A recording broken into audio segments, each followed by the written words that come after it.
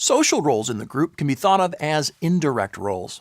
These behaviors are not about doing the work per se, but instead they concern interpersonal behaviors that support strong performance.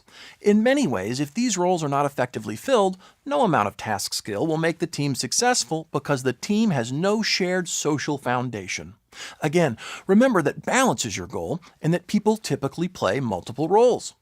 There are 4 key social roles in an effective team.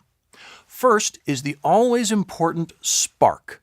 The spark provides the biggest infusion of energy, excitement, a positive perspective, and lots of encouragement. They exude positive emotion and have no problem seeing the glass half full. Next, meet the peacemaker. Sometimes we do need a little positive conflict. However, most of the time, conflict is damaging.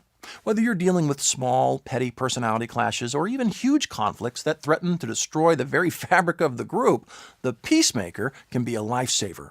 They validate others, point out common ground, and in general are good at diffusing the level of tension in a situation. Most great teams also have at least one comedian. They are great at diffusing conflict and stress through humor. They might tell a funny joke, make a funny face, or find some other way to make people laugh. In the process, they build perspective and soothe nerves. Finally, look for the helper. The helper wants the group and each individual to be successful. They like it when things work, so they try to make it happen by looking for ways to help. This desire to make the team successful often makes the helper the team's best utility player. Always there when someone needs a hand. Unfortunately, I also need to mention a few negative team roles. To be honest, sometimes certain people can be problematic. Don't worry, there are ways to manage these folks. First, we have the dominator. This refers to the sometimes difficult talking head in your group who just can't keep quiet. They always have something to say, and sometimes they can be belligerent about it. They are too quick to argue, interrupt, and start unnecessary conflict.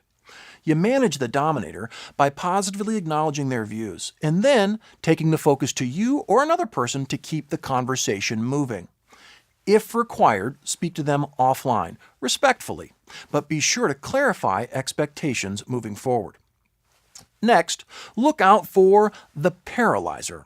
This person exemplifies the saying, paralysis by analysis. They want more time than is humanly possible to consider the situation, to plan, analyze, check, recheck, and then check some more. They have good intentions, but they can help the team get stuck. The best way to manage the paralyzer is by referencing relevant deadlines and sometimes by overtly asserting the need to move on. Next are the quiet wallflowers. Here, I'm not referring to introverts. Be careful not to mistake the two. Wallflowers are not putting in their fair share of effort.